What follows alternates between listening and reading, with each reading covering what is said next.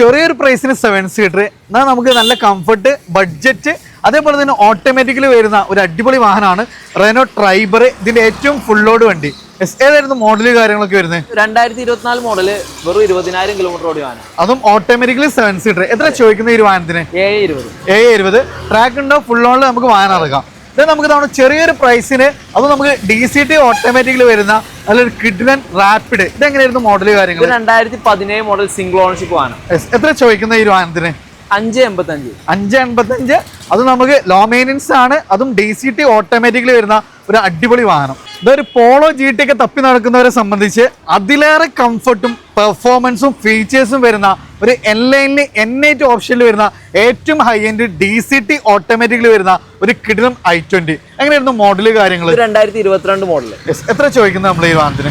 865. ഒരു ബെസ്റ്റ് പ്രൈസിനും ഉണ്ടോ? ട്രാക്ക് കാര്യങ്ങളൊക്കെ ഉണ്ടെങ്കിൽ ചെറിയ ഡൗൺ പേയ്മെന്റ് അല്ലെങ്കിൽ ഫുൾ ഓൺ നമുക്ക് വാഹനം ഇറക്കാം.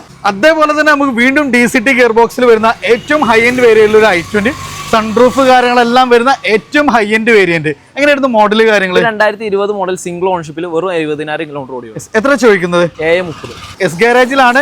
ഒത്തിരി വാഹനങ്ങൾ നമുക്ക് ഇവിടെ അവൈലബിൾ ആണ്. അപ്പോൾ കൂടുതൽ ഡീറ്റെയിൽസിന് വേണ്ടിയിട്ട് താഴെ കാണുന്ന നമ്പറിൽ ഡയറക്റ്റ് കോൺടാക്ട് ചെയ്യാം.